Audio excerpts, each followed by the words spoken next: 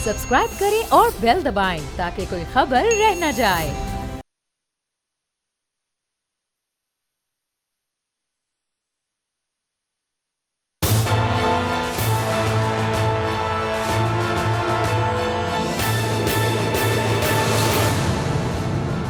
अस्सलाम वालेकुम। प्रोग्राम तज्जिया, मैं हूं लीना इलियास और हमेशा की तरह आज के इस प्रोग्राम में मेरे साथ मौजूद हैं समी इब्राहिम साहब, एशियन न्यूज़ के ग्रुप एडिटर राना ताहिर साहब और इसके साथ साथ हमारे सीनियर रिपोर्टर सदीक जान साहब भी हमारे साथ मौजूद हैं।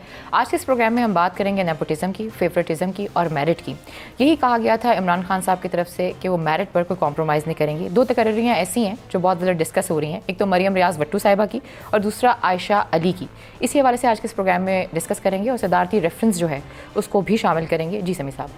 जी अलीना, बहुत शुक्रिया। बिल्कुल नेपोटिज़म और अकरबा परवरी, इमरान खान साहब इसके ख़िलाफ़ खड़े हुए इलेक्शंस में और ये उनकी कैंपेन का एक बड़ा हिस्सा था कि अपने अजीज़ों, साथियों को, दोस्तों को नहीं नवाजना चाहिए। लेकिन एक बड़ा सवाल ये पैदा होता है कि अगर अजीज़ों, दोस्तों, साथियों में से कोई कॉम्पिटेंट हो और मेरिट पर पूरा उतरता हो तो फिर क्या उसको भी इस बात का निशाना बना दिया जाएगा? क्या उसको भी पॉलिटिसाइज़ कर दिया जाएगा? और एक और जो अहम सवाल है, जो लोग पाकिस्तान से बाहर हैं, वहाँ पर डॉक्टर्स हैं, वहाँ पर इंजीनियर्स हैं और इन शोबों में उन्होंने बेमिसाल वहाँ पर कामयाबी हासिल की, अपना नाम कमाया और उसका फ़ायदा दूसरे ममालिक उठा रहे हैं। अगर वो लोग वो सब कुछ छोड़ के, वो प्रिविलेजेस छोड़ के अगर वो पाकिस्तान वापस आते हैं, नए डिपार्टमेंट अगर वो सेट करते हैं, यहाँ पर आके वो अगर सेहत की हम बात करें और फिर ख़ास तौर पर जो गायनेकोलॉजी की बात करें, तो वहाँ पर अगर वो सर्विसेज देते हैं हमारी जो मुस्तकबिल की माएँ हैं उनके लिए, हमारे जो बच्चे पैदा होने वाले हैं मुस्तकबिल के उनके लिए, तो क्या उसको अप्रिशिएट करना चाहिए या फिर सोशल मीडिया पर उसको भी पॉलिटिसाइज़ कर देना चाहिए? ये बड़ी एक अलमनाक कहानी है और हमने जो पॉलिटिक्स भी बहुत है उस पर भी हम बात करेंगे, लेकिन ये भी पॉलिटिक्स का हिस्सा है। अब एक नया अटैक है वज़ीर-ए-आज़म इमरान खान पर, जो मैं आज दो केसेस, एक डॉक्टर यास्मीन राशिद साहबा की साहबजादी है और दूसरा जो फर्स्ट लेडी हैं उनकी बहन है मरियम रियाज भट्टू साहबा, जिनको सोशल मीडिया पर निशाना बनाया जा रहा है, जिन पर मेन स्ट्रीम मीडिया पर भी वो बात जो प्रिंट है उसमें तो वो आ गई है। और मुझे लगता है कि आने वाले दिनों में अपोजिशन जो है इसको बुनियाद बना के तो वो प्राइम मिनिस्टर पर ये एक वो अटैक करेंगे, क्योंकि इससे पहले हमने देखा है हर तरह का अटैक हो चुका है उन पर, लेकिन करप्शन साबित नहीं हुई। इमरान खान की अपनी ज़ात पर उनकी कोई ऐसा कोई स्टिग्मा नहीं है जिसको बुनियाद बनाया जाए, क्योंकि इधर तो माशाल्लाह किसी के फॉरेन अकाउंट्स हैं, किसी के पैलेसेस हैं, किसी के अपार्टमेंट्स हैं, किसी की मनी ट्रेल नहीं है और पता नहीं क्या कुछ है। लेकिन उसके मुकाबले में क्योंकि इमरान खान के पर कोई स्टिग्मा नहीं है, अब एक नया जो अटैक आ रहा है उसमें एक तो दो स्टोरीज आज हम डिस्कस करेंगे। सबसे पहले हम जो बुशरा बीबी हैं उनकी हमशीरा हैं, जो मरियम रियाज भट्टू साहबा, उनको हायर एजुकेशन कमीशन में कोऑर्डिनेटर उनको लगाया गया है और फिर डेवलपमेंट प्रोजेक्ट का। इंतहाई वो काबिल खातून है और इससे पहले वो यूनिवर्सिटी जो थी इसकी, जो university of United Arab Emirates, वहाँ पर वो डायरेक्टर बन के वो काम कर रही थी। अब देखिए, जो लोग बाहर रहते हैं वो इस बात को समझेंगे। बाहर आपकी तनख्वाह भी ज़्यादा है, बाहर आपके पर्क्स एंड प्रिविलेजेस भी ज़्यादा हैं, लेकिन बहुत सारे लोग ये समझते हैं कि now it is time to pay back. और इमरान खान साहब की जो गवर्नमेंट है उसमें जो बाहर रहने वाले पाकिस्तानी हैं उन्होंने बहुत सपोर्ट किया पाकिस्तान में। अभी आप देखें जो फॉरेन रेमिटेंसेस आ रहे हैं पिछले 8-9 महीने में, हर महीने $2 बिलियन से ज़्यादा का वो आ रहा है। शौकत खान में भी बाहर से बहुत पैसा आया है, लोगों ने दिल खोल कर अतियात दिए हैं।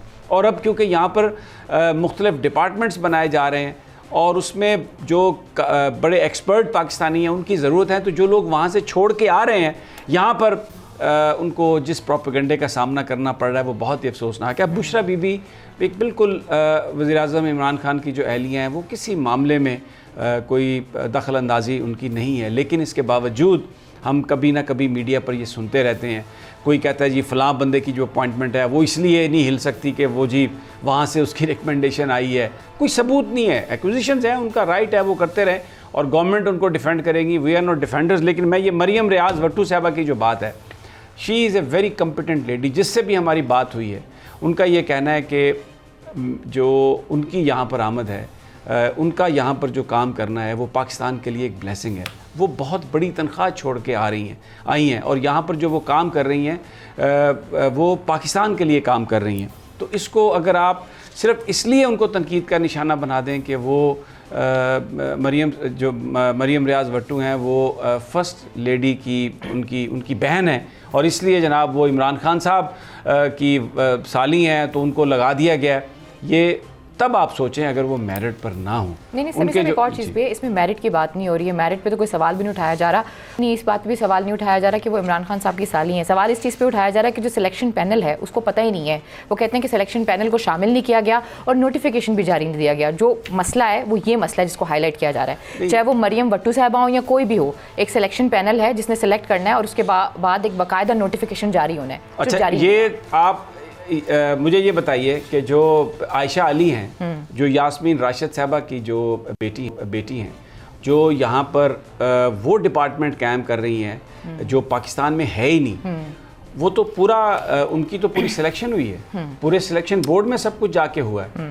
लेकिन आप सोशल मीडिया पे देखें, आप और यंग डॉक्टर्स को देखें, वो ये क्या कह रहे हैं कि जनाब ये इनको अकोमोडेट किया गया, हालांकि वो यूके में बहुत ज़्यादा तनख्वाह ले रही है, बिल्कुल ऐसा, और वहाँ पे छोड़ के वो आई हैं। जो फीटल मेडिसिन जो डिपार्टमेंट वो कायम करने जा रही हैं पाकिस्तान में वो है ही नहीं, और इसका बड़ा गहरा ताल्लुक है जो जिसे हम कहते हैं ना मदर केयर, उस यानी, और वो अगर आप सेटअप करने के लिए किसी को बाहर से बुलाते हैं, सिलेक्शन करने के बाद उसको बुलाते हैं, और वो अगर डॉक्टर यास्मीन राशिद की बेटी है तो क्या उसका ये जुर्म हो गया कि वो डॉक्टर यास्मीन राशिद की बेटी है? अगर वो मेरिट पे है, मैं आपको बताऊँ, मैं अभी आ रहा था तो मैं ज़ाहिर है मैं फ़ोन पे बातें कर रहा था, तो मेरा ड्राइवर है मेरे साथ अरशद, वो जब मैंने बात ख़त्म की तो उसने मुझसे कहा कि सर मैं आपसे एक बात बताना चाहता हूँ।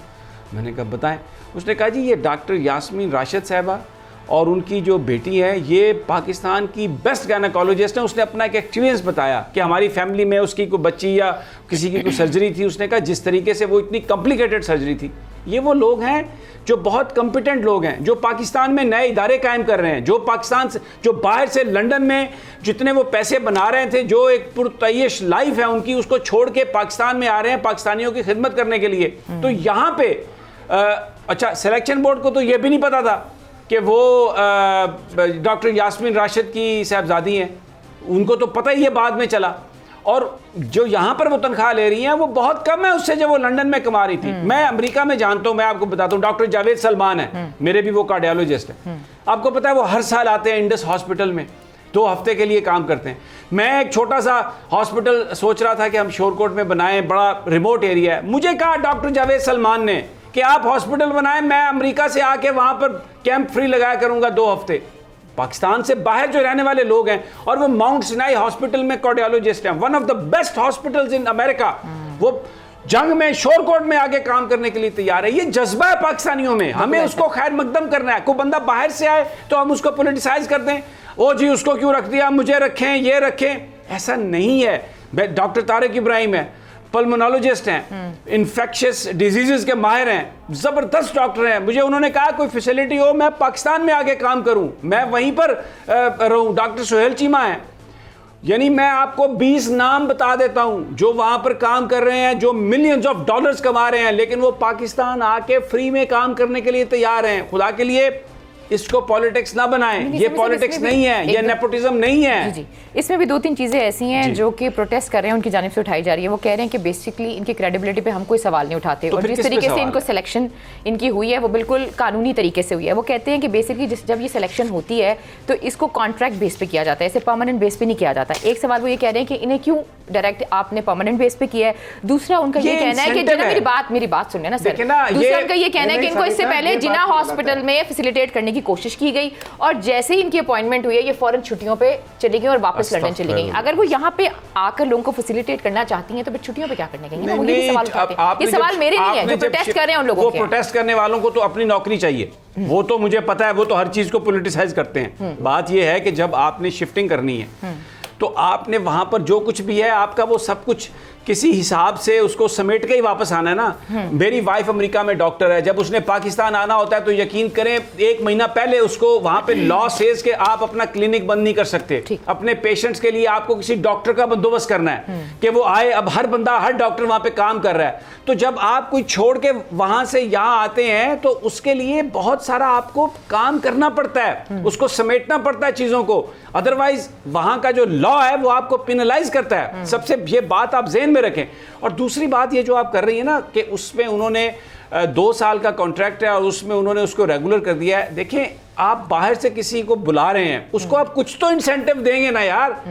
आप उसे क्या कहें कि वो अपने अमेरिका में, बरतानिया में हर चीज बंद करके ताला लगा के बस 1 साल के लिए आ जाए? उनकी वालदा साहबा है, उनकी यार ये ज्यादती कर रही है ना आपके, उनकी वालदा साहबा है, मैं नहीं कह रही, जो जज्बे से आ रहा है। जब कैमरा चेयर की वो तैनाती होती है और वो इस तरीके की तैनाती होती है जिसमें सवाल उठते हैं, जब सरताज गुल की बहन जो नेक्टा में लगती है उस पे सवाल उठते हैं, आजम खान साहब अपने भाई को फैसिलिटेट करते हैं, उस पे सवाल उठते हैं, तो फिर इन पे भी सवाल। सुने अलीना, बात ये है, ये सिर्फ डॉक्टर यास्मीन राशिद साहबा की साहबजादी के हवाले से नहीं है जो आपने रेगुलर अपॉइंटमेंट की बात की है। मैंने नहीं ये मेरी बात तो सुने, आपने इतराज उठाया ना, मैंने नहीं उठाया, उठा रहे हैं, प्रोटेस्ट जो कर रहे हैं।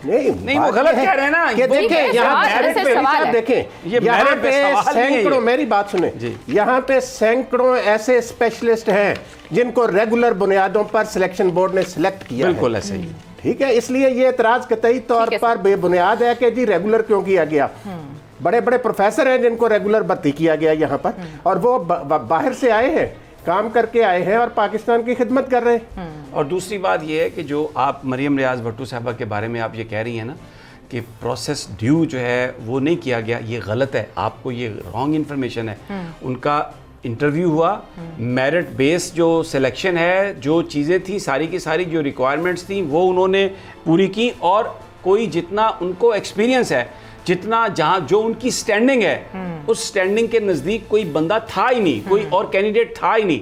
तो अब सिर्फ आप इसलिए उनको पिनलाइज कर लें कि जी वो बुशरा बीबी की बहन है और बुशरा बीबी क्योंकि इमरान खान साहब की अहलिया हैं तो इसलिए आप उसको पिनलाइज करेंगे, और फिर आप ये केस बनाएं इमरान खान पर, ये आप ना करप्शन साबित कर सके, आप ना उसकी बदनीयती साबित कर सके, कुछ भी ना साबित कर सके। अभी डस्का के इलेक्शन में उन्होंने कहा कि ठीक है आप 20 पोलिंग स्टेशन पर इतराज करते हो, चलो दोबारा पोलिंग करवा लो। अब आप ये इल्जाम उन पे लगाएंगे कि जी वो नेपोटिज्म है, आपके जी वो अकरवा परवरी कर रहे हैं, ये बात गलत है। देखें ये एक आप खुदा के लिए, जैसे ख्वाजा आसफ शौकत खानम के बारे में आके उन्होंने बोलना शुरू कर दिया, और एक वो एंटिटी जो पाकिस्तानियों को, मरते हुए पाकिस्तानियों को, कैंसर ज़्यादा पाकिस्तानियों को ज़िंदगी देने के लिए है वो हॉस्पिटल, उसको आपने पॉलिटिसाइज कर दिया ताकि उसका चंदा रुक जाए। अब ये जो लोग कॉम्पिटेंट लोग बाहर से आ रहे हैं यहाँ पे सिस्टम को बनाने के लिए, आप उनको पॉलिटिक्स कर रहे हैं, आप उनको ये कह रहे हैं सिर्फ इमरान खान को स्टिग्मेटाइज करने के लिए कि जनाब उसने अपना नेपोटिज्म किया।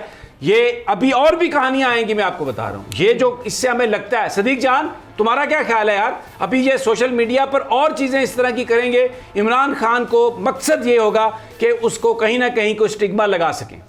देखें समी साहब, ये दोनों जिन आपने तकरीरों की बात की, एक तो जो HEC वाली है उसके बारे में तो ये भी कहा जा रहा है कि वो सरकारी नहीं है, वो एक वर्ल्ड बैंक का या किसी बाहर के किसी इदारे का कोई प्रोजेक्ट है और उस प्रोजेक्ट में उनको लाया गया है और सरकारी ख़जाने से उनकी तनख्वाहियाँ नहीं बल्कि वो जो प्रोजेक्ट है उसके तहत उनको तनख्वाह, डेवलपमेंट प्रोजेक्ट है हायर एजुकेशन कमीशन में। बिल्कुल सही कह रहे हैं आप जी सर। और दूसरी बात यह है कि चाहे ये HEC में होने वाली तकर्री हो, चाहे यास्मीन राशिद साहिबा की बेटी का मामला हो, ये दोनों अगर किसी को एतराज़ है तो वो अदालतों में चले जाएँ। आप देखते हैं लाहौर हाई कोर्ट से कई तकर्रियों के ऊपर फैसले आए, इस्लामाबाद हाई कोर्ट से फैसले आए, तो वो अदालत में जाके चैलेंज कर दे। नहीं, लेकिन हम ये बात ये नहीं कर रहे कोर्ट में चैलेंज करे, हमने एज ए नेशन भी तो कहीं खड़े होना है ना। क्या हर चीज को हमने पॉलिटिक्स करना है? हर चीज पॉलिटिक्स है। जो बंदा बाहर से छोड़ के आ रहा है आप उस पर तलवार लटका रहे हैं कोर्ट की। आप ये सोच क्या है? मेरा सोच से इख्तलाफ है। जो लोग पाकिस्तानी हैं, जो बाहर जाकर सर्व कर रहे हैं, बड़े बड़े इदारे बना रहे हैं, वहां पर उनको मेडल्स दिए जा रहे हैं, वो पाकिस्तान आके सर्व करना चाहते हैं तो आप उनकी तकर्रियों को अदालत में चैलेंज करके आप क्या चाहते हैं, उनको वापस भेज दें, ये मुल्क तरक्की ना करे, ये इसी तरह रहे। यार मैं इस सोच की बात कर रहा हूं सदीक जान, आपकी बात सही है कि अगर कोई इस पे क्या एतराज है, लेकिन आप ये चीज भी मान रहे हैं कि यहाँ के लोग कॉम्पिटेंट नहीं है इस तरह की जॉब के लिए? नहीं कॉम्पिटेंट हैं, एक बंदा पाकिस्तानी है ना। देखिए बात ये है कि एक बंदा यहाँ पे उसने डॉक्टरी की, उसके बाद वो बाहर चला गया, उसको बाहर का एक्सपोजर हुआ, इसका मतलब है कि अगर वो यहाँ की जो बेस्ट एजुकेशन है और जो बाहर का एक्सपोजर है उसको इनकॉर्पोरेट करके यहाँ पर अगर वो कस्टमाइज करके कोई डिपार्टमेंट क्रिएट करता है तो उसका बेनिफिट किसको होगा? इमरान खान क्रिकेट खेलता रहा बाहर, वहां पर चीजों को देखा, आया शौकत खान ने हॉस्पिटल बनाया, जैसे बाहर थे तो क्या उसका फायदा नहीं हो रहा? सबको फायदा हो रहा है ना। इसका ये मतलब थोड़ी है कि पाकिस्तान के लोग इनकॉम्पिटेंट है। बेस्ट नेशन है पाकिस्तान की। Indeed. ये हमारे लोग हैं जो बाहर जाकर जो सर्विसेज दे रहे हैं, अगर वो वापस आके कुछ करने की कोशिश करते हैं तो आप उन्हें रोक दें, आप अदालतों में चले जाएं, आप पॉलिटिसाइज कर दें उनको कि जी सियासत है, सियासत है, सियासत है, इधर ना हो, चले जाओ, भाग जाओ, वापस चले जाओ। ये क्या है? मैं इस टेंडेंसी पे क्या अभी हम पाकिस्तानी बन के कभी नहीं सोचेंगे यार हर चीज पॉलिटिसाइज होगी? नहीं सनी साहब देखें, बात यह है कि अकरबा परवरी क्या होती है। प्राइम मिनिस्टर है ना इमरान खान, अगर वो बुशरा बीबी की बहन को वजीर तालीम बना सकते वो थे। अकरबा परवरी थी। वो अकरबा परवरी थी जो नवाज शरीफ ने अपने समधी इसहाक डार को, उनकी क्या सियासत में कंट्रीब्यूशन थी, वजीर खजाना वो मुंशी मनक्के को वजीर खजाना बना दिया। ये होती है अकरबा परवरी। यानी इमरान खान का ये इख्तियार है कि वो उन्हें हायर एजुकेशन कमीशन में एक सिर्फ कोऑर्डिनेटर लगाते, अगर वो बनाना चाहते तो चेयरमैन बना सकते थे। ये अकरबा परवरी होती। जिस तरीके से हमजा शहबाज को वहां पे वो जो स्पोर्ट्स बोर्ड का, जिस तरीके से मरियम नवाज को जो सारा जो यूथ था उसका हेड बना दिया था, सारा फंड दे दिया था ना, लोन के लिए हेड बना दिया, फिर हाई कोर्ट में कदम करार दिया। तो ये होती है अकरबा परवरी। ये तो अकरबा परवरी नहीं, कोऑर्डिनेटर क्या पोस्ट है? एक बंदा फॉरेन क्वालिफाइड है, बाहर वो एक अच्छी जॉब कर रही थी, तो यहाँ पे आके वो अगर काम कर रही है तो इसमें क्या हर्ज है? कोई हर्ज नहीं इसमें। और उसको रोकने की कोशिश, उसको पॉलिटिसाइज, आप क्या मैसेज दे रहे हैं बाहर जो पाकिस्तानी कितने कॉम्पिटेंट लोग हैं? आप यकीन करें, मैं ये आपको बिल्कुल अल्लाह को हाजिर नाज़र जान के बात कर रहा हूँ कि पाकिस्तान से बाहर, मैं अमेरिका में क्योंकि मेरा बड़ा अरसा गुजरा है, वहाँ पे जो डॉक्टर हैं, वहाँ पर जो पाकिस्तानी बिजनेसमैन हैं, खुदा की कसम everybody wants to come back to contribute. उनके दिलों की ये ख्वाहिश है अभी भी कर रहे हैं। पाकिस्तान एक ऐसा मुल्क बने कि जिसके पासपोर्ट पर उन्हें फख्र हो, उसकी शहरियत पर, उसकी नेशनैलिटी पर उसे फख्र हो। इतने कॉम्पिटेंट लोग हैं। तो आपको वो माहौल देना है, आपको वो चीज़ें क्रिएट करनी है कि वो यहाँ पे आके वो जो वहाँ पर उनका जो तजुर्बा है, अगर यहाँ पर इदारे बनेंगे तो उसमें एम्प्लॉयमेंट क्रिएट होगी, तो कोई सारे बाहर से तो नहीं आएंगे ना यार, पाकिस्तानी जाएंगे ना उसमें।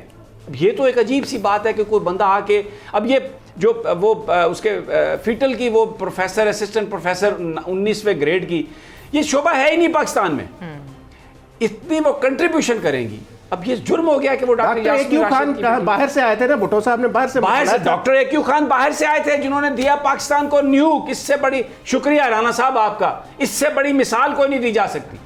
वो वहाँ बड़ी जबरदस्त जॉब पे थे, लेकिन वतन की मोहब्बत में आए ना, आए छोड़ के आए। तो ये जो लोग आ रहे हैं वहाँ से, इनको खुदा के लिए आप पॉलिटिक्स में इस तरह से मत घसीटें। और ये जो एक आप एक मैसेज ऐसा देना चाह रहे हैं, अभी ओवरसीज़ पाकिस्तानियों पे बात हो जाती है, उनके साथ वो बात की जाती है कि जैसे शायद वो कोई पाकिस्तान के दुश्मन है, वोट ना देने दो, ये करो, वो करो, ये नेशनैलिटी हो गई, वो हो गई। फॉरेन रेमिटेंस जो है हर महीने $2 बिलियन से ज़्यादा का आ रहा है पिछले 8 महीने से। और एक बड़ी जो पाकिस्तान की इकॉनमी की जो एक बड़ी सपोर्ट है वो फॉरेन रेमिटेंस से। सदीक जान को पाकिस्तानी जो पाकिस्तान से बाहर हैं वो हमारा सरमाया है, और वो उनके दिल पाकिस्तान के साथ धड़कते हैं। बिल्कुल, उनको पॉलिटिसाइज करना बहुत अफसोसनाक है। लेकिन ये हम पॉलिटिक्स से बड़ी बेरहम गेम है, रुथलेस है जो हमने देखा। और अब आने वाले दिनों में और इसके हवाले से क्या होगा वो तो जैसे भी होगा हम आपके साथ डिस्कस करते रहेंगे, बताते रहेंगे। अब ज़रा पॉलिटिक्स पे आ जाते हैं, डस्का के इलेक्शन पे आ जाते हैं। राना साहब, बड़ा फेवरेट टॉपिक है यहाँ पे लोगों का, रात के वक्त कुकड़ों की लड़ाई जो है ना वो देखना बहुत लोगों को शौक है इसका। तो जनाब डस्का में वो तो इमरान खान साहब ने तो कह दिया कि आप पोलिंग दोबारा करवा लें। अब खास दी तो नून लीग अब क्या कहती है, कहते हैं पूरे हल्के में पोलिंग करवाएं आप। समी साहब, आप उस दिन की नून लीग के लीडरों की गुफ्तगू सुने। उन्होंने कहा कि जी सिर्फ ये जो 20 पोलिंग स्टेशन हैं यहाँ पे गड़बड़ करके नतीजा तब्दील किया गया, बाकी जगहों पर हम जीत रहे हैं। और ये 20 पोलिंग स्टेशन ही असल मसला है, यहाँ के प्रिजाइडिंग अफसर गायब कर दिए गए। यहाँ इमरान खान ने कहा कि चलो 20 पोलिंग स्टेशनों पर दोबारा पोलिंग करा लो। उस दिन इनका मुतालबा ये था। अब ये आ गए, जब इन्होंने देखा कि वो तो इस बात पे आ गए कि जी करा लें आप इलेक्शन दोबारा। अब ये कहते हैं जी पूरे हल्के में भी, आप तो कहते थे 20 पोलिंग स्टेशनों के अलावा हम बाकी जगहों पर जीत गए हैं। अगर आप जीत गए थे तो आपको उनको तो महफूज करना चाहिए ना उस रिजल्ट को, तो बाकी 20 पोलिंग स्टेशनों पे आप करा लें इलेक्शन। लेकिन समीर साहब क्योंकि होती हमेशा बदनीति है, ये जो कुछ करते रहे हैं, आप मुझे ये बताएं, ये कहते हैं, आज मुझे बड़ा ही अफसोस हुआ आगा सराज दुरानी साहब की गुफ्तगू सुन के, स्पीकर सिंध असम्बली जो है, उनके पास वो अपोजिशन ने दरख्वास्त दी प्रोडक्शन ऑर्डर की, वो हलीम आदल के, तो उस पर जो प्रेस टॉक की है वो किसी वर्कर की नहीं हो सकती जो आगा सराज दुरानी साहब ने की है कि जी जेल में ऐसे होता है तो क्या होता है, ये होता है, कानून सब पे लागू होता है फलां पे। भाई कानून लागू करें ना सब पे, कौन कहता है ना लागू करें।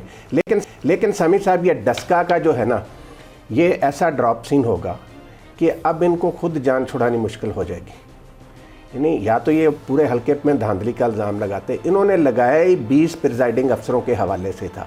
जब इमरान खान ने कह दिया कि जी हम इसके लिए तैयार हैं, तो अब उससे बाकी क्यों रहे? बिल्कुल, वो तो इमरान खान साहब ने भी शुरू में यही बात की थी ना कि 1 या 2 हल्के खुलवा दे, फिर उन्होंने कहा जी ये भी खुलवाएं, ये भी खुलवाएं, ये भी खुलवाएं। अगर ये कह रहे हैं तो कौन सी इतनी बड़ी क़यामत है ना। उन्होंने कहा, उसने कभी भी नहीं कहा, उसने जिन हल्कों को पॉइंट आउट किया था, इलेक्शन की बात करें, घड़ ली है बात, नहीं मैंने घड़ी नहीं है ये बात, उसने कभी भी ये नहीं कहा। आपने ऐसे सुनी नहीं होगी, मैंने ऐसी सुनी है। अच्छा, वैसे मेरा ख्याल है आपने बैठे बैठे घड़ लिया है। नहीं, मैंने बैठे-बैठे घड़ी नहीं है। करने के लिए इमरान खान का मुतालबा सिर्फ यही था, 4 हल्के। सदीक जान, एम आई राइट? जब अगर मैं गलत हूं तो मुझे कहो कि मैं गलत। हाँ नहीं बैक कहेंगे आपको। नहीं, चार हल्कों का चार हल्कों की बात की थी ना, हमेशा उन्होंने चार हल्के नहीं खोले। इन्होंने 20 पोलिंग स्टेशंस पर रीपोलिंग का मुतालबा किया, उन्होंने उसको एक्सेप्ट कर लिया, पीटीआई ने दरखास्त दे दी। अब उसके बाद वो कहती है मरियम साहबा कि नहीं, पूरा हल्के में पोलिंग करा। क्योंकि मुझे वो नदीम गौरी साहब, हमारे जो नुमाइंदे, मेरी उनसे बात हो रही थी सियालकोट में, वो कह रहे थे भाईजान वो जो इनके अपने जो फॉर्म है ना, उसमें भी डिफरेंस बहुत कम है। ये चंद 100 और 1-2 हज़ार का डिफरेंस है वोट्स का। तो कहाँ 61,000 वोट थे, कहाँ 1,00,000 और 44, 45, 48 हज़ार वोट। तो पीटीआई ने तो ये वहाँ पे जंप मारा है। और अब जो वो 35 साल से डस्का गढ़ था इनका, डस्का नून लीग का लाड़काना था, वहाँ पर वो जो मल्ली साहब हैं उन्होंने एक ऐसा वो उसको फाड़ के निकले हैं बाहर कि वो जो गुब्बारा है नून लीग का वो बस फटफटैया कर रहा है। बेसिकली हम सारे इशू में सिर्फ बात करें ऑपोजिशन की, जो इलेक्शन से आई हैं, एलामिया जारी किया गया, नोटिस जारी किए गए हैं, हम उसको भी थोड़ा डिस्कस कर लेना चाहिए। लेकिन प्रोग्राम में वक्त एक छोटी सी ब्रेक है, जब ब्रेक से वापस आते हैं मजीद भी बात करते हैं। Stay with us.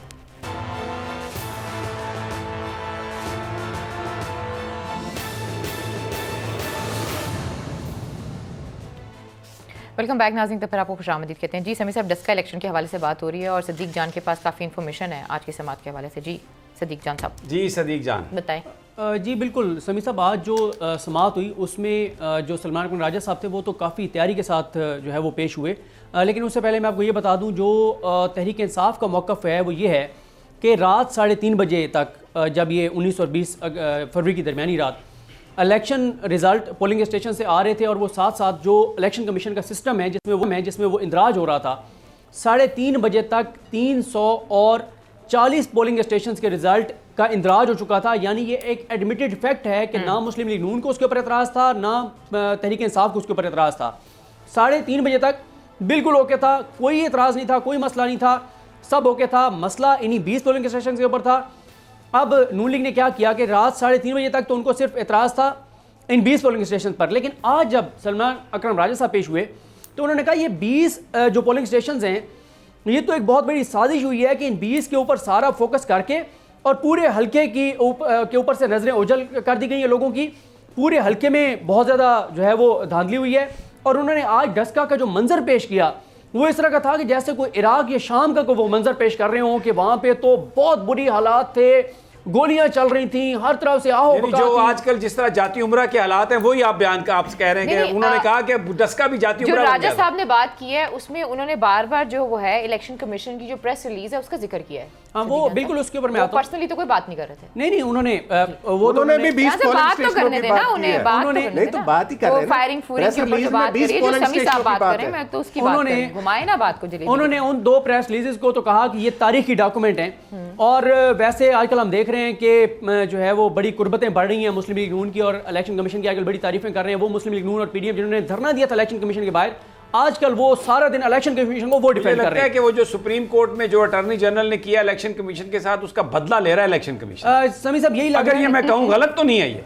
बिल्कुल गलत नहीं आप कह रहे। आज जब मैंने ये हेयरिंग अटेंड की है जो इलेक्शन कमीशन ऑफ पाकिस्तान में था, तो जो चीफ इलेक्शन कमिश्नर हैं वो क्योंकि ब्यूरोक्रेसी से रिटायर्ड हैं, और उनके इर्द गिर्द जो 2 इलेक्शन कमीशन मेंबरान बैठे हैं उनका तल्लुक वो रिटायर्ड हैं जजेज हैं। आज ऐसा लग रहा था कि वो दोनों उनको इन्फ्लुएंस कर रहे हैं, और मैं बाकियों का तो नाम समी साहब नहीं चेक कर सका, लेकिन इलेक्शन कमीशन के जो मेंबरान हैं उनमें से 2 मेंबरान ऐसे हैं जो शहबाज शरीफ साहब की रिकमेंडेशन थे। बाकी 2 का मुझे नहीं पता, मैं चेक नहीं कर सका। अभी ब्रेक में मैंने 2 का नाम चेक कर लिया था, वो शहबाज शरीफ साहब की रिकमेंडेशन थे।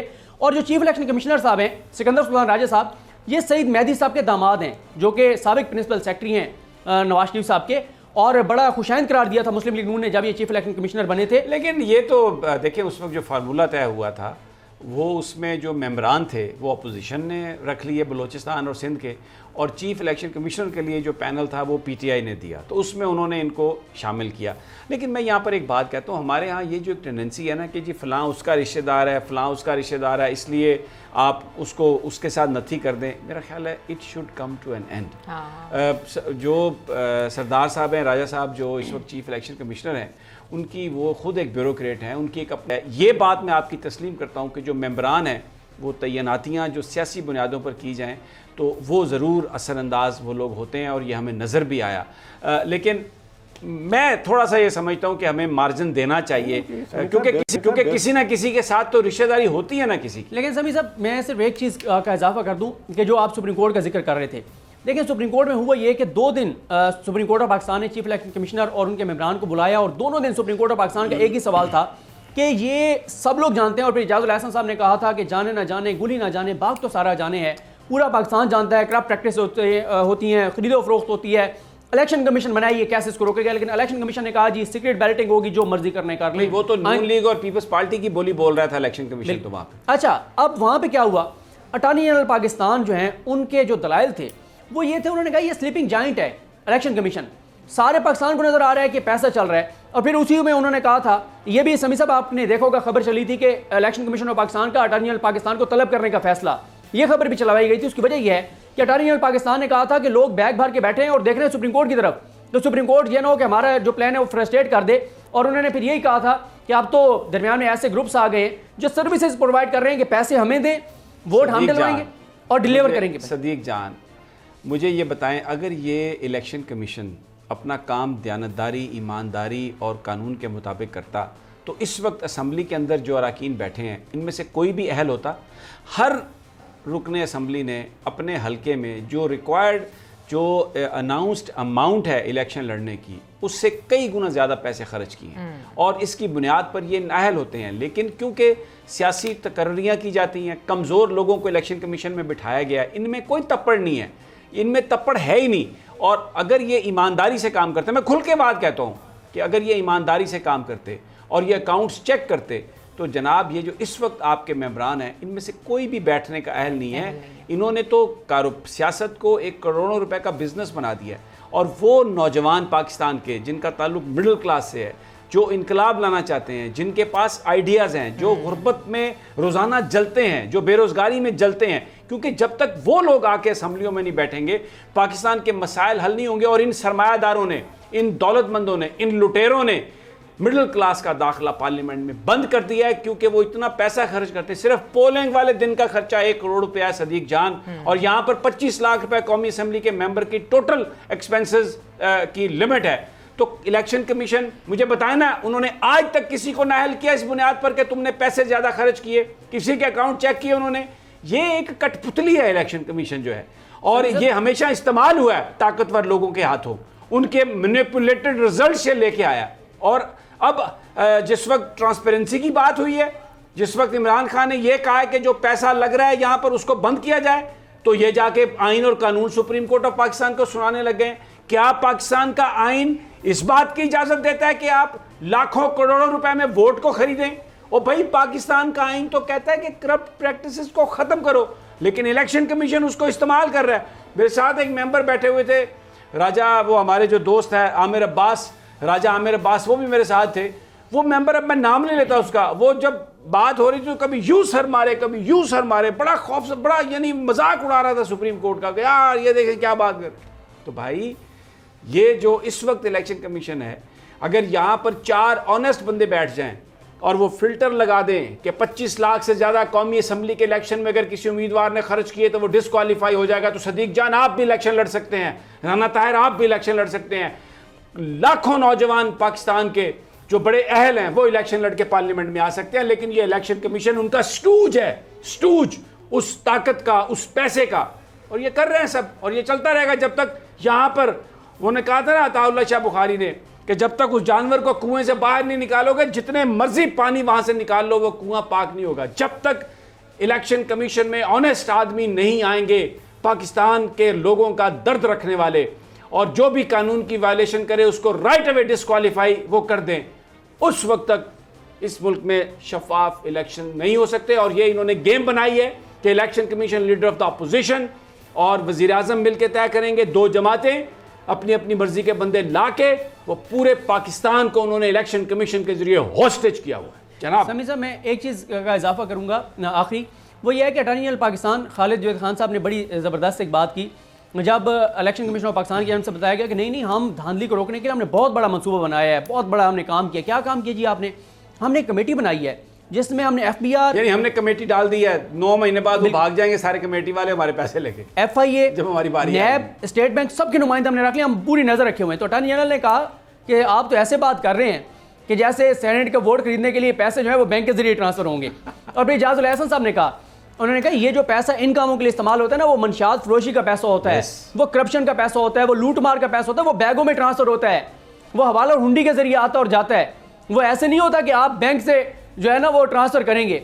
और मैं समी साहब आज की अगर आपको 1 मिनट में ये बता सकूं कि आज रज़ा रब्बानी साहब जो हैं, रज़ा रब्बानी साहब आज बड़ा दिलचस्प सुप्रीम कोर्ट में काम हुआ कि रज़ा रब्बानी साहब जो 3 दिन से दलाइल दे रहे हैं, जब उन दलाइल का जब आज समाअत ख़त्म होने लगी, बल्कि कह दिया गया जजेस ने कि कल हम आपको सुनेंगे, अचानक इंटरव्यू फारूक नाइक साहब की, तो उन्होंने कहा जी मैं हूँ Peoples Party, Pakistan Peoples Party Parliamentarian की तरफ से। जजेस ने कहा ये पीपल्स पार्टी की ये वकील है। उन्होंने कहा नहीं नहीं नहीं नहीं सर, ये है PPP के, मैं हूँ PPP का, और वोट ये जो टिकट है ये तो हमने दिया सेनेट इलेक्शन के, मुतासर अफरीदी तो हम हैं। उसके ऊपर अटॉर्नी जनरल पाकिस्तान ने कहा, उन्होंने कहा ये तो वो काम कर रहे हैं जो रेसलिंग में होता है कि एक रेसलर थक जाए, वो दूसरे को हाथ लगाए और वो आके और रिंग में लड़ना शुरू कर दे। उन्होंने कहा कल तो फिर PSF आ जाएगी कि हम भी स्टेक होल्डर है पीपल्स पार्टी में।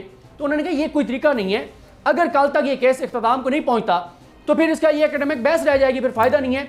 अब सुप्रीम कोर्ट ऑफ पाकिस्तान ने कहा है कि कल को उन्होंने रिटन ऑर्डर में लिखवा दिया है कि इसको कितना टाइम मिलेगा। और इंटरेस्टिंग बात यह है कि मौलाना फजलुर रहमान की जमात ने और सिराजुल हक साहब की जमात ने कहा है कि जो जरदारी साहब के वकील का मौक़िफ़ है हमारा वही मौक़िफ़ है, जो जरदारी कहता है हम वही करेंगे, हम वही करेंगे। ये प्रोग्राम में वक्त एक छोटी सी ब्रेक है, जब ब्रेक से वापस आते हैं मजीद में, स्टे विद अस।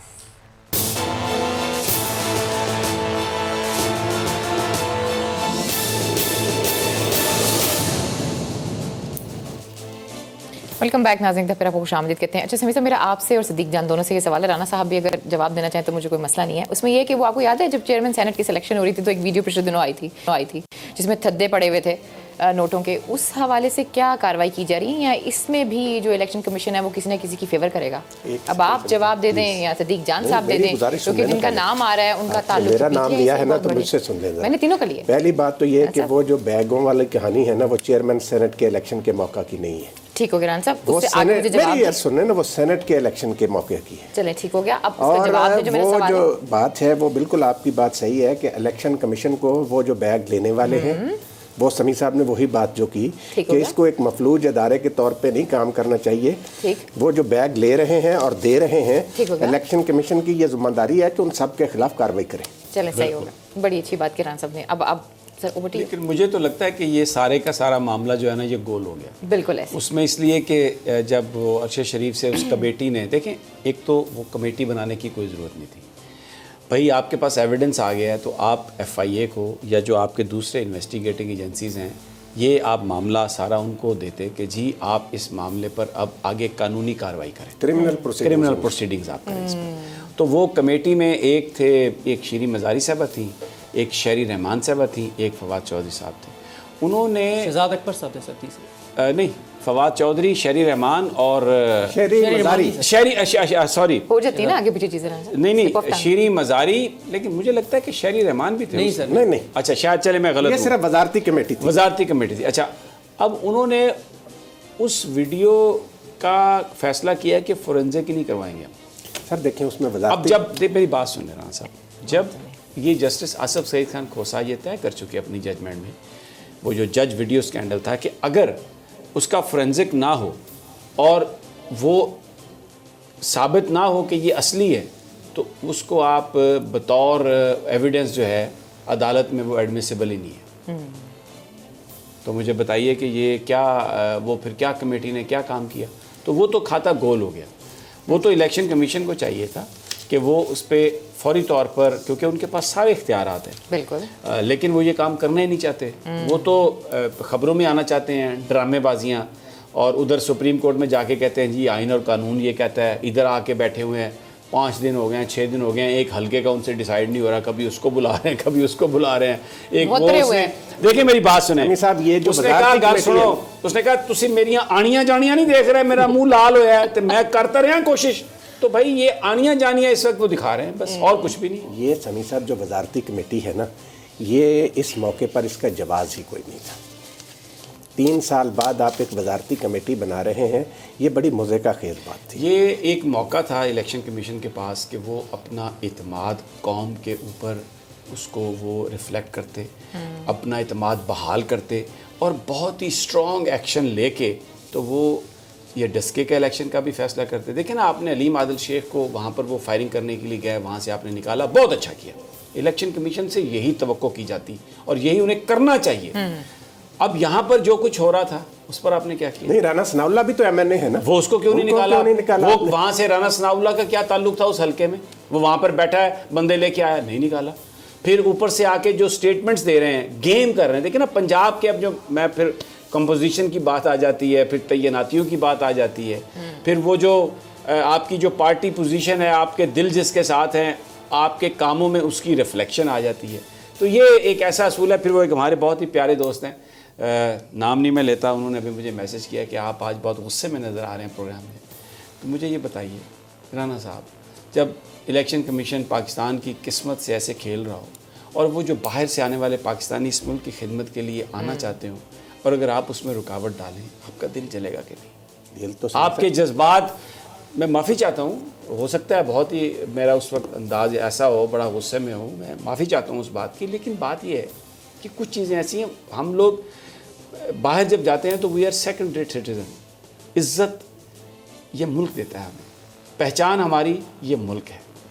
मेरा भी दिल करता है, मैं जब सुप्रीम कोर्ट के सामने से वाशिंगटन में गुजरता था ना, अमेरिका की सुप्रीम कोर्ट के सामने, तो हमेशा सोचता था राना साहब ये मैं कि क्या कभी ऐसा दिन आएगा कि पाकिस्तान में भी सुप्रीम कोर्ट ऐसे ही फैसले करेगी। फिर हमने देखा वो दिन आए, वो दिन आए, बड़े बड़े लोगों को वहाँ पर ललकारा गया, उनके खिलाफ फैसले आए।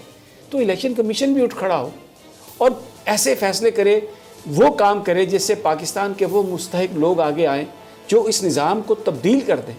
तो क्या ये, जब ये ख्वाहिश है और ये हो सकता है, ये इतनी टैलेंटेड कौम है, आप यकीन करें, मैं जाता हूँ शोरकोट, बड़ी छोटी सी जगह है।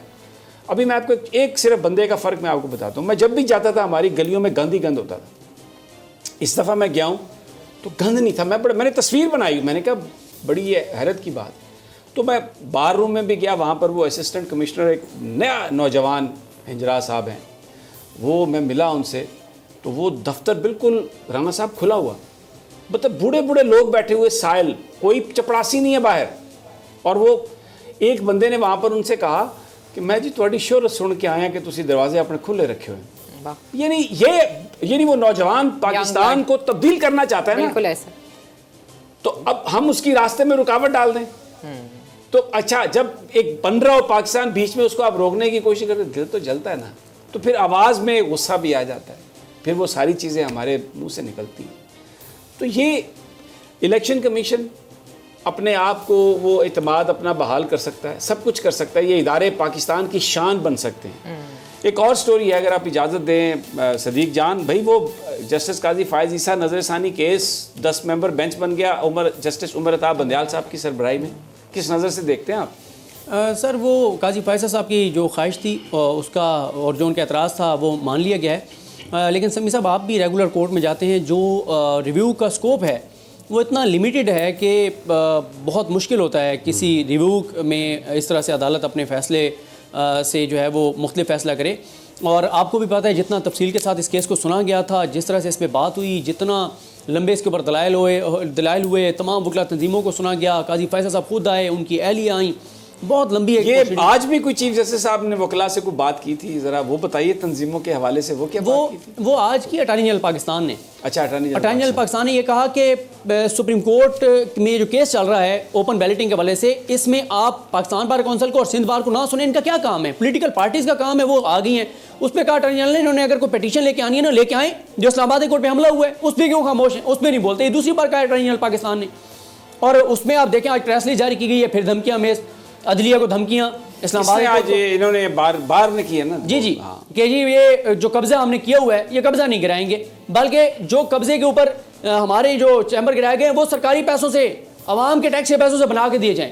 और पहले दिन समी साहब इनका गुरूर और तकब्बुर वो था कि जब चीफ जस्टिस पाकिस्तान ने इनको बुलाया, इन्होंने कहा हम नहीं आएंगे, चीफ जस्टिस पाकिस्तान है। कानून ये कहता है कि अगर चीफ जस्टिस वजीर आजम को बुलाएं और वजीर आजम अदालत में ना आए तो वजीर आजम लूजेज हिज जॉब। और ये इस्लामाबाद हाईकोर्ट बार के लोग कह रहे हैं चीफ जस्टिस को कि तुम एफेड में आओ। ये क्या है भाई? ये क्या है? ये सदीक जान, ये क्या है? समी साहब, उसकी वजह है कि आज तक उनके गिर्द इस तरह घेरा तंग नहीं हुआ था जिस तरह पहली मरतबा हुआ है, और जिस तरह उनके हवाले से जो प्रोसीडिंग नहीं, लेकिन बाहर में बड़े सेंसिबल लोग हैं। मैं कुछ वकीलों को जानता हूं, इतने लर्नेड लोग हैं, इतने अच्छे लोग हैं। क्या वो इन चंद नौजवानों को समझाते नहीं है कि आप थोड़ा सा you come back to your senses and try to sort out things legally? गुस्से से, लड़ाई से, इस तरह धमकियों से तो नहीं होगा ना ये मामला हल। देखिए, रिट कैसे एस्टेब्लिश होगी कोर्ट की, मुझे बताइए। अगर सुप्रीम कोर्ट ऑफ पाकिस्तान की रिट नहीं है इस मुल्क में,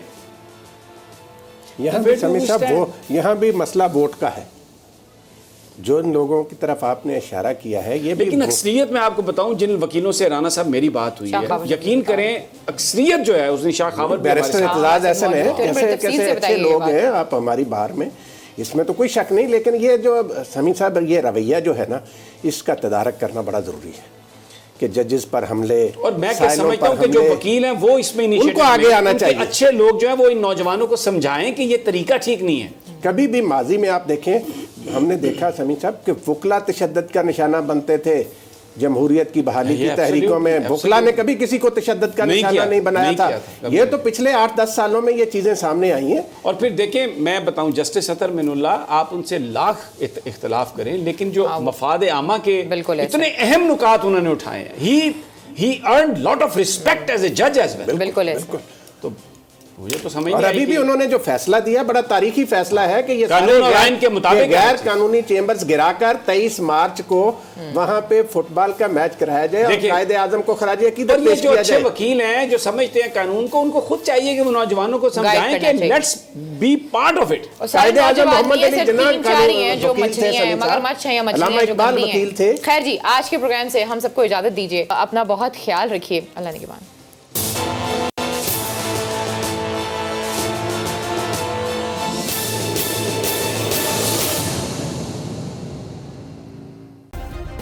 सब्सक्राइब करें और बेल दबाएं ताकि कोई खबर रह न जाए।